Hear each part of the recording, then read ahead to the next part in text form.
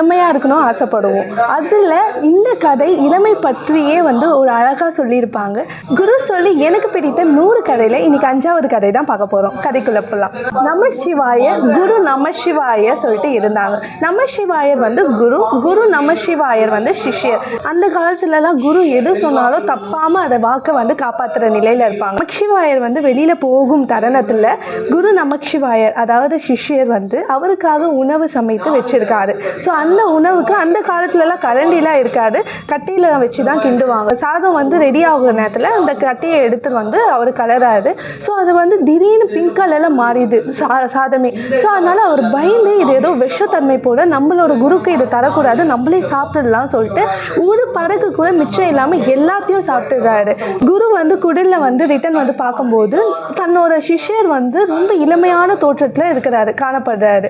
So நான் அவர்கிட்ட போய் கேட்குறாரு, நீ யாருப்பா? என் சிஷ்யர் குரு நமசிவாயர் எங்கே கேட்குறாரு.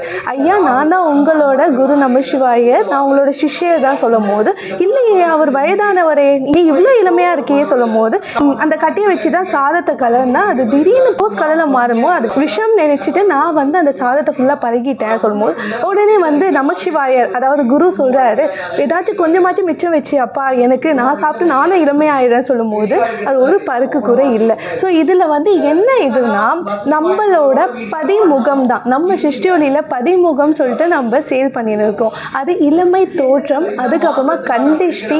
ஸோ கந்திஷ்டி இருக்கவே கூடாது. ஏன்னா திடீர்னு நம்ம ஒரு அழகான சாரியோ இல்லைன்னா ஒரு ஃபங்க்ஷனுக்கோ போகும்போது கண்பட்டு நம்மளுக்கு அடுத்த நாளே ஏதாச்சும் ஒரு நோயால் அகப்படுறோம். ஸோ அந்த நிலை இல்லாமல் அதுக்கப்புறமா நம்மளுக்கு உடல் ஆரோக்கியமாக இருந்தாலே நம்ம வந்து எவ்வளோ நாள் வேணாலும் வாழலாம். ஸோ அந்த தன்மையை இந்த 3மே சேர்த்து ஒன்றின்மை சொல்லக்கூடிய இந்த 3 ப்ராடக்ட்டும் நம்ம சிருஷ்டியொலியில் 320 தான்.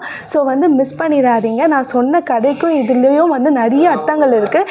ஏன்னா அவர் யூஸ் பண்ணதும் அந்த பதிமுகம் கட்டை தான். ஸோ அந்த கேளால் இன்றைக்கும் வந்து பிங்க் கலர் வாட்டரில் குடிப்பாங்க. ஹோட்டல் ஆகட்டும், பெரிய 5 ஸ்டார் ஹோட்டல்லையும் அந்த பிங்க் கலர் வாட்டர் தான் கொடுப்பாங்க. ஏன்னா சின்ன வயசுலேருந்தே பெரிய வயசு வரைக்கும் அந்த தண்ணியை தான் பருகுவாங்க. இளமை தோற்றத்துக்காகவும் நம்மளுக்கு கண்டிஷ்டி வராமல் அப்புறமா ஆரோக்கிய தன்மைக்காகவும். இதில் நிறைய பேர் ரிசல்ட் எடுத்து நம்ம சிருஷ்டியொலியில் தொடர்ந்து ஆர்டர்ஸ் வருது. ஸோ நீங்களும் பயனடையணும்ல, அதனால தான் இதை நான் ஷேர் பண்ணுறேன். இந்த கதை உங்களுக்கு பிடிச்சிருந்தா என்னை லைக் பண்ணி ஷேர் பண்ணிக்கோங்க. மேலும் நான் நிறைய கதைகளோடு உங்களை சந்திக்கிறேன்.